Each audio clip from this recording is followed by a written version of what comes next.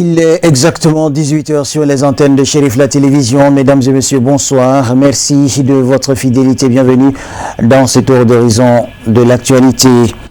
À l'occasion du 14e anniversaire de la disparition de Mohamed El Madani Haïdara, le groupe Banina Bonao a organisé une cérémonie commémorative marquée par des prêches, des invocations et des prières en sa mémoire. C'était ce lundi 15 juin 2026 dans la cour de la Médersa Sad Ziwaza de Bankoni Djankinebougou, arrondissement 1 du district de Bamako. On en sait plus avec Amadou Kamara.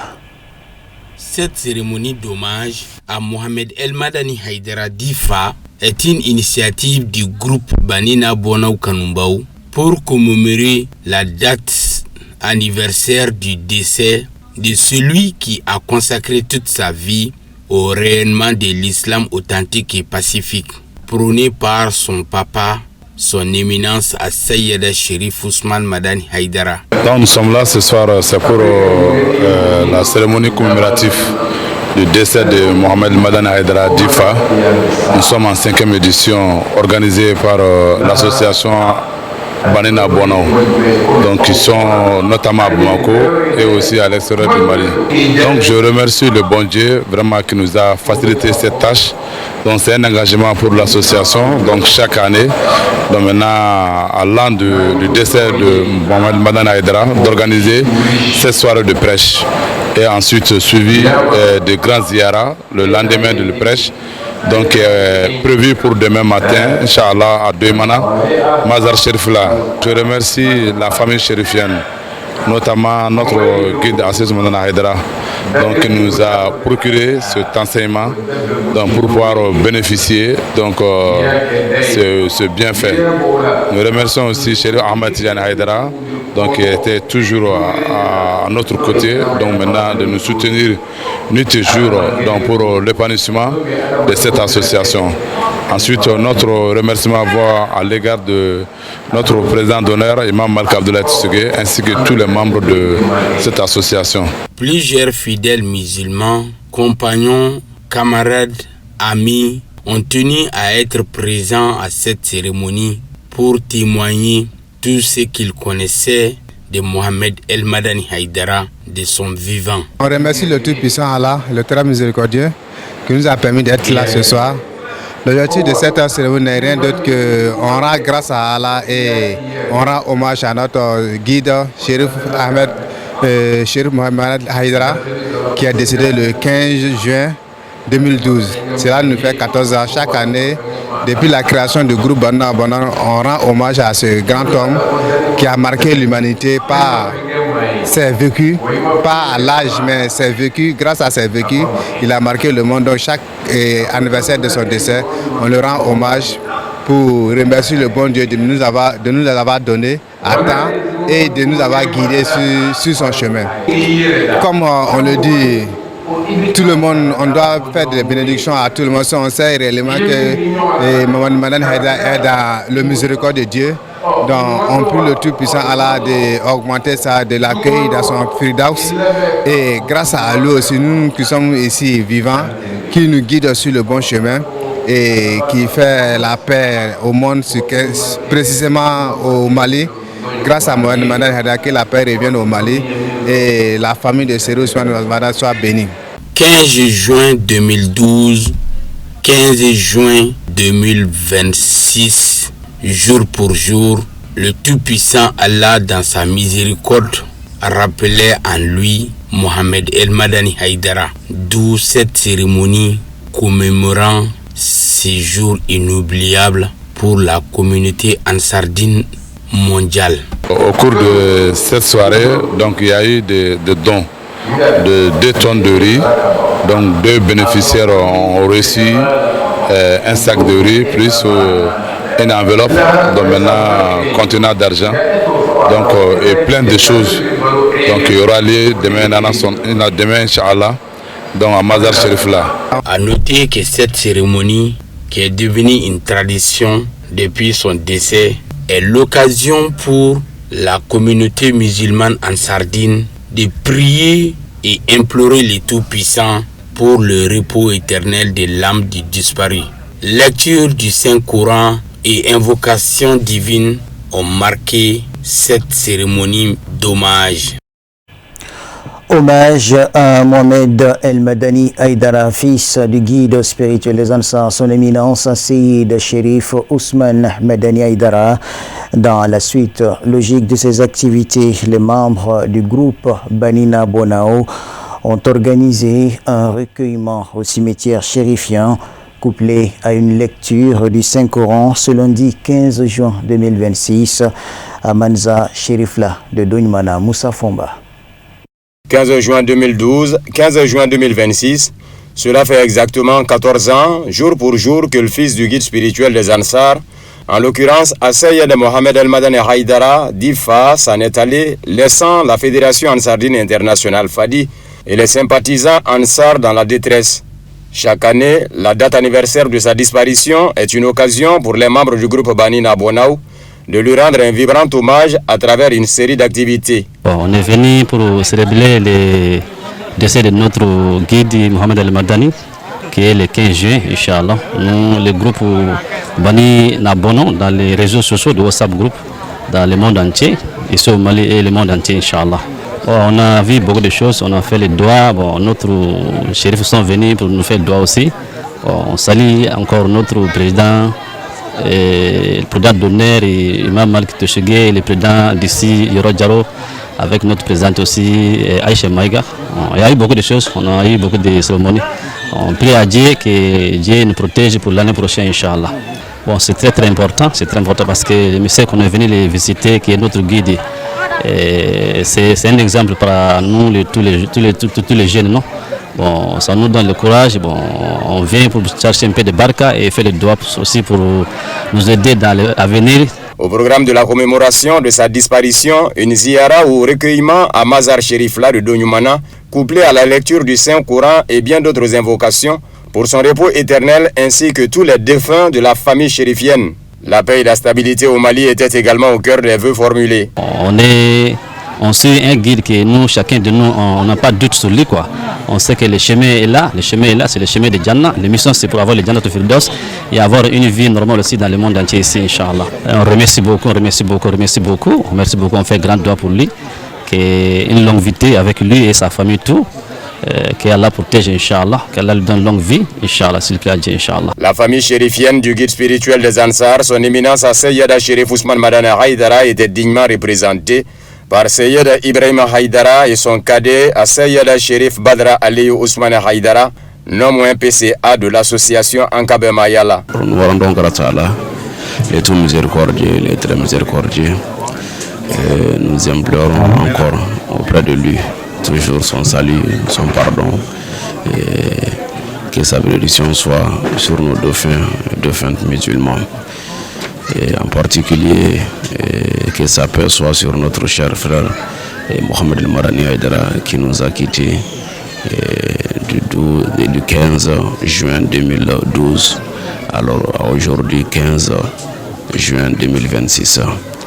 Et vraiment, nous n'avons qu'à remercier ceux qui ont eu l'initiative à travers nos sympathisants, les sympathisants de l'association Ansardine, les membres de l'association Ansardine et les membres aussi des regroupements des Banina Bona, alors qui ont toujours comme coutumier, alors qui ont l'habitude de venir organiser cette visite à l'endroit des défunts chérifs là, plus particulièrement à notre cher frère qui nous a quittés, Mohamed Madani Haïdara. Donc on remercie tout un chacun, tous ceux qui ont effectué le déplacement, d'être parmi nous et à organiser cette cérémonie de prière à l'égard de notre frère Mohamed Madani Haïdara et à tous les défunts musulmans du Mali et ailleurs. Vraiment, on les remercie infiniment et nous prions pour notre pays à cet instant crucial. Nous prions pour notre pays pour que la paix puisse revenir dans le Mali et dans la sous-région. Que cette visite soit vraiment une opportunité pour l'islam et que ça soit vraiment, comment dirais-je, une miséricorde pour tous les musulmans. Donc je remercie chacun. Cette cérémonie de recueillement est marquée par la formulation des bénédictions d'usage et la prestation des 6 serments d'allégeance à l'islam.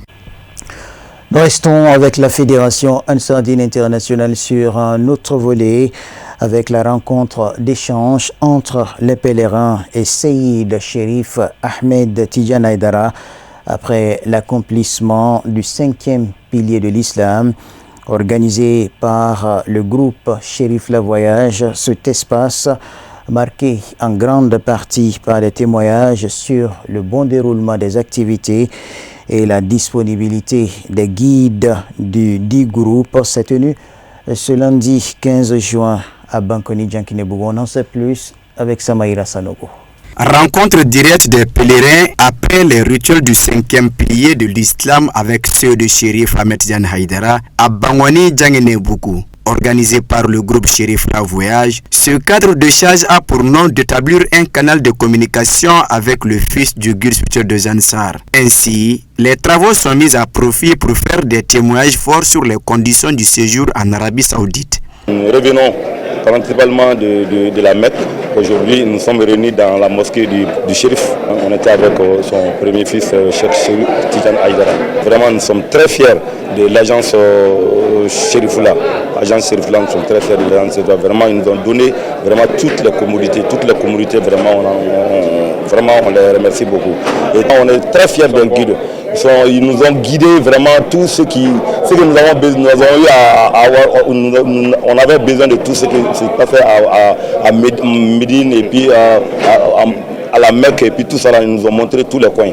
Vraiment, on est fiers. Dans la même veine, les intervenants saisiront de l'opportunité pour saluer l'engagement et la disponibilité des guides du groupe Chérifoula Voyage, ponctueux de leurs précieux conseils tout au long de ce séjour spirituel. Occasion tout de même saisie pour saluer la bonne volonté du guide spirituel de Zansar, à ceux de Chérif Ousmane Madane Haïdara qui est à l'origine de tout. Nous remercions le bon Dieu. Et vraiment, l'agence Chérifoula a été une agence à la hauteur, parce qu'il a des guides, à commencer par le président et le directeur, donc ainsi que tous les travailleurs de l'agence sont vraiment des travailleurs, des agents compétents et vraiment de bon cœur, parce qu'ils nous ont dit ce qu'ils nous disent toujours qu'ils vont faire, c'est-à-dire de sorte que nous faisons notre Hajj comme le Chérif l'a demandé, donc notre guide Haïdara qu'il l'a demandé. Donc ils ont fait tout ce qu'ils ont à nous faire. Maintenant on a visité vraiment des lieux saints, à commencer par Madine jusqu'à la Mecque, ainsi Moudelfa. Vraiment nous sommes ravis de leur compétence et de leur bon cœur. Vraiment, je remercie la famille Serfien parce que nous, pratiquement quand vous me voyez, je suis jeune, je suis encore jeune. Si je suis allé à la Mecque, c'est grâce à leur enseignement. Se regarder yeux dans yeux et faire le déroulé de ces séjours spirituels marqués par des activités de dévotion à Médine comme à la Mecque. Tels sont d'autres objectifs de cette rencontre tenue toutes les années à l'initiative du promoteur du groupe Chérifoula Voyage. De venir s'asseoir avec des pèlerins, de leur demander, vous avez fait le pèlerinage de quel sens? Ils demandent les hommes comme les femmes. Donc souvent, Mecque et Médine et la Mecque, il y a beaucoup de choses dedans. Quand on voit, tu rentres au Médine 8 jours, il n'y a pas de repos là-bas. Chaque fois, on prie à la mosquée les prophètes. Hein? Si on mange directement, en finale de manger, directement, voilà la prière. Bon, en finale de là-bas, voilà, directement, on est au lit. Bon, chaque fois, les 8 jours qu'on fait au Médine, c'est ça. Et la Mecque aussi, il y a des coins historiques. Bon, il faut aller montrer ça aux pèlerins, ça c'est forcé. C'est le shérif qui faisait ça. Et les autres maintenant, ils incitaient le shérif qui dit que toi tu fais ça, pourquoi? Hein, c'est pour chercher le nom seulement, est-ce qu'il y a 1% dans ça? Mais aujourd'hui, il n'y a pas aucune agence qui rentre à la Mecque sans partir avec ses pèlerins pour aller visiter cette coin. Donc on remercie le shérif. Ponctueux des interventions de part et d'autre, cet espace aura tenu toutes les promesses car au-delà des témoignages forts sur la bonne organisation du groupe Cherifla Voyage, de la disponibilité de ses guides, il a été un moment bien choisi pour des propos de reconnaissance à l'égard du président de la Fédération islamique du Mali pour avoir mis à la disposition des fidèles cette agence de voyage pour le bon accomplissement du 5e pilier de l'islam. Le Centre d'études et de formation professionnelle Mohamed El Madani Haïdara a organisé une cérémonie de fin de formation sur la réparation de téléphones portables couplée à la traditionnelle cérémonie de lecture du Saint-Coran en hommage à Mohamed El Madani Haïdara. Le reportage est signé Sadio Sidibé Abdoulaye Diarra. Une date que la communauté des Ansars du Mali et d'ailleurs ne va certainement jamais oublier. Il s'agit de Mohamed El Madani Haïdara, fils aîné du guide spirituel des Ansars. Son éminence a Seyd Cherif Ousmane Madani Haïdara, arraché à l'affection des siens le 15 juin 2012. Cela fait exactement 14 ans que la figure proue de l'association Ansardine a rejoint les ancêtres. C'est pourquoi chaque année, à l'occasion de l'anniversaire de sa disparition, un centre portant son nom, dénommé Centre d'études et de formation professionnelle Mohamed El Madani, organise une journée pour lui rendre hommage. En ce 15 juin 2026, une cérémonie d'hommage a été organisée en sa mémoire, cérémonie au cours de laquelle des activités sont organisées, notamment la formation dans le domaine de la réparation des téléphones, la fabrication de savons, pour ne citer que cela. Pour la circonstance, 6 élèves de son centre ont bénéficié d'une formation concernant la réparation des téléphones. Parmi les 6, 2 sont sortis majors de la formation. Ils ont été récompensés par des prix. Le formateur explique l'étalage de la formation et son objectif. J'ai commencé, leur formation il y a 2 ans. 4 à 5 mois, donc on a organisé une grande évaluation entre eux, donc on a eu les premiers et le deuxième, donc aujourd'hui on va leur rendre un cadeau, voilà, l'objectif c'est ça aujourd'hui. Pour le directeur du centre d'études et de formation de Mohamed El Madani, il s'agissait tout simplement de perpétuer la mémoire de l'illustre disparu qui est le fils aîné du guide spirituel des Ansars, arraché à l'affection des siens le 15 juin 2012. Cette traditionnelle cérémonie a lieu chaque année pour rendre hommage à Mohamed El Madani Haïdara, lequel aura consacré toute sa vie à la propagation et à la promotion de l'islam durant son existence. Chaque année, notre guide Mohamed El Madani Haïdara, cette date-là, c'est triste pour nous. Bon, on organise des cérémonies pour faire les bénédictions pour lui et pour nous aussi. Aujourd'hui, on a organisé une cérémonie à cause de ça. Les élèves ayant bénéficié de cette formation se sont réjouis tout en saluant la qualité de la formation, estimant qu'ils sont en mesure de réparer un téléphone lorsqu'il tombe en panne. J'ai fait la 6e année. J'ai compris beaucoup de techniques durant ces 5 mois pratique et théorique. Tout de suite, si un téléphone tombe en panne, je serai en mesure de le réparer. Le centre d'études et de formation professionnelle Mohamed El Madani Haïdara a été créé depuis 2018. L'objectif est très clair, perpétuer la mémoire du fils aîné du guide spirituel des Ansars. Adam El Bassori Traoré, il a fondé ça depuis 2018 jusqu'à maintenant. Mais maintenant, on fait beaucoup de formations. On fait Mentersa franco-arabo sur la base des gouvernements. En fait, on a d'autres programmes, bûcher les courants et lecture de courant. Pas ça seulement, on fait couture et puis on fait fabrication de savons. En marge de cette journée, le promoteur du centre d'études et de formation professionnelle Mohamed El Madani Haïdara et sa délégation, accompagnés du corps enseignant et des élèves, ont été reçus par la famille chérifienne. Objectif, présenter le bilan académique à la famille, mais aussi solliciter les bénédictions de la famille. Après le cérémonial, la délégation a eu droit à un accueil par l'un des fils du guide spirituel des Ansar en la personne de l'imam Kesheki, lequel les a souhaité la cordiale bienvenue dans la sainte mosquée chérifienne. Au cours de la cérémonie, la remise des prix aux meilleurs élèves qui se sont distingués lors de la formation. L'imam Kesheki a pris la parole pour remercier les corps enseignants du Centre d'études et de formation professionnelle portant le nom de son grand frère, Mohamed El Madani Haïdara. Il s'est également réjoui de cet acte de reconnaissance à l'égard de la famille chérifienne. Après cette brève intervention de l'imam Kesheki, place à la séance de bénédiction qui a clôturé cette rencontre. Voyons ce qui constitue l'essentiel de l'actualité par-delà nos frontières, en bref et en images.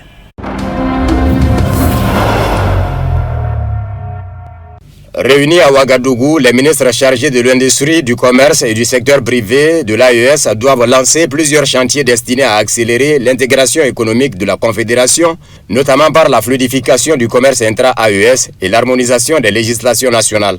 Les responsables gouvernementaux et les acteurs économiques du Burkina Faso, du Mali et du Niger se sont réunis à l'hôtel Lancaster à Ouagadougou à l'occasion de l'ouverture de la 4e rencontre des ministres chargés de l'industrie, du commerce et du secteur privé de la Confédération de l'Alliance des États du Sahel ce 15 juin. L'événement, présidé par le Premier ministre burkinabé Rimtal Bajan Emmanuel Ouedraogo, fait suite à une réunion d'experts tenue les 13 et 14 juin afin d'évaluer la mise en œuvre des recommandations précédentes et de proposer des solutions destinées à renforcer la production et à fluidifier les échanges au sein de l'espace confédéral. Dans son allocution d'ouverture, le chef du gouvernement burkinabé a insisté sur la nécessité de traduire les engagements politiques en résultats concrets sur le terrain, indique un communiqué de la primature du Burkina Faso. Rimtal Bajan Emmanuel Ouedraogo a identifié 3 axes majeurs pour les travaux ministériels. Le premier concerne l'industrialisation endogène afin de réduire l'exportation de matières premières brutes et de favoriser leur transformation locale. Dans cette perspective, il a rappelé le principe consistant à produire ce que nous consommons et consommer ce que nous produisons. Le deuxième chantier porte sur la fluidification du commerce intra-AES grâce à la création d'un marché confédéral débarrassé des lourdeurs administratives et de pratiques illicites qui entravent les échanges. Enfin, le troisième axe vise l'harmonisation des législations nationales afin de lutter contre la concurrence déloyale et de protéger les industries naissantes face aux perturbations économiques extérieures. Le ministre malien de l'Industrie et du Commerce, Moussa Alassane Diallo, ainsi que son homologue nigérien, Abdoulaye Seydou, ont réaffirmé leur engagement en faveur d'une intégration économique fondée sur la production locale et le renforcement de la compétitivité des entreprises. Le président de la Commission nationale de la Confédération des États du Sahel, Bassolma Bazié, a pour sa part souligné l'importance du dialogue entre les secteurs publics et privés, ainsi que du respect des mécanismes de gouvernance confédérale, selon le communiqué.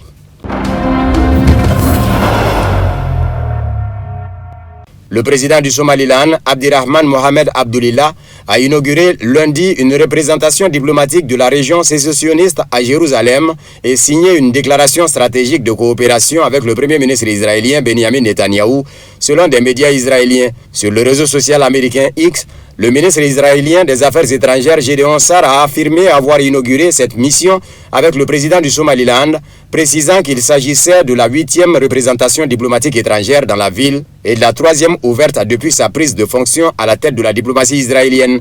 Par ailleurs, la chaîne israélienne Channel 15 a rapporté que Benjamin Netanyahou et Abdirahman Mohamed Abdoulillah avaient signé une déclaration stratégique de coopération sans fournir davantage de détails sur son contenu.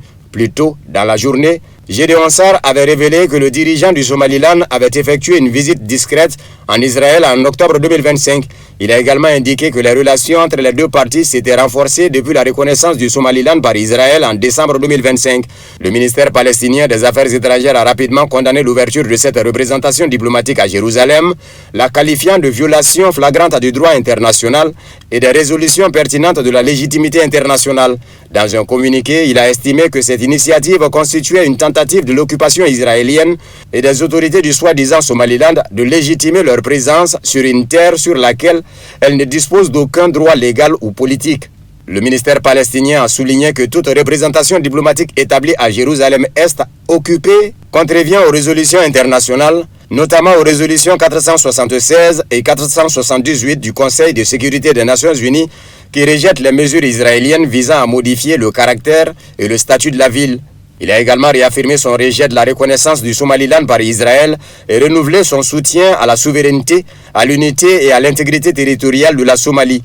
Le gouvernement fédéral somalien avait lui aussi rejeté la reconnaissance du Somaliland par Israël, une décision qui avait suscité de vives critiques dans le monde arabe et musulman, où de nombreux États avaient réaffirmé leur soutien à la souveraineté et à l'intégrité territoriale de la Somalie. Le Somaliland a proclamé son indépendance de la Somalie en 1991, bien qu'il dispose de ses propres institutions administratives, politiques et sécuritaires, il ne bénéficie toujours pas d'une reconnaissance internationale largement établie.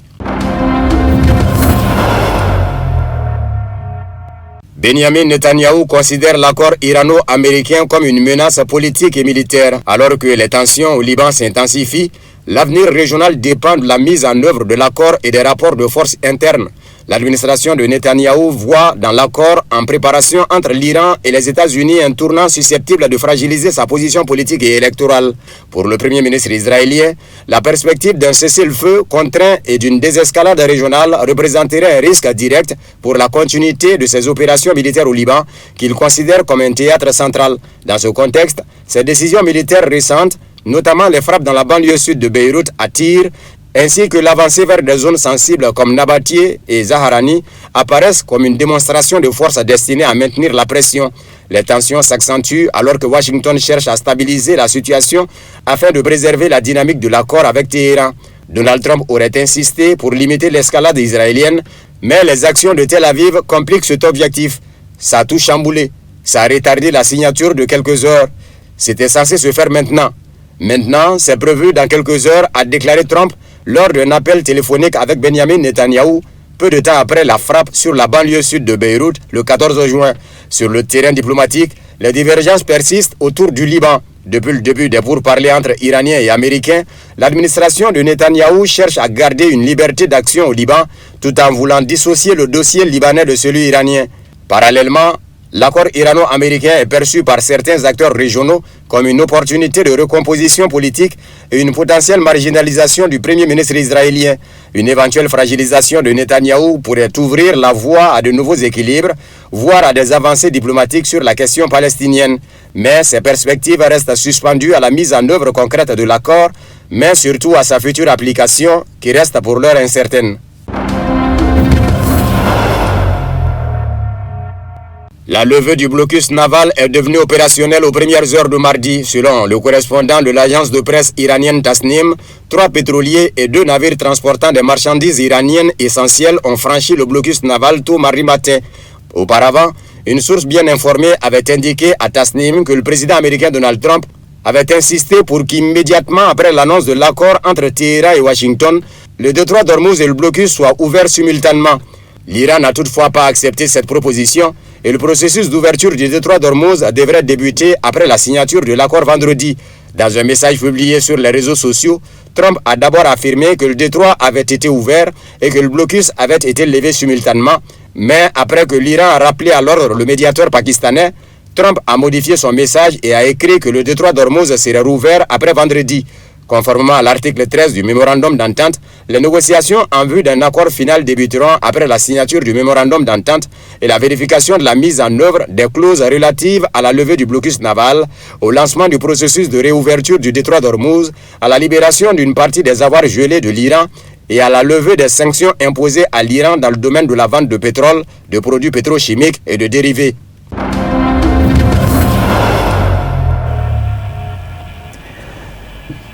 Et c'est la fin de cette tranche de l'actualité. Merci à vous de l'avoir suivi. Bonne suite de programme sur nos antennes. Bonsoir.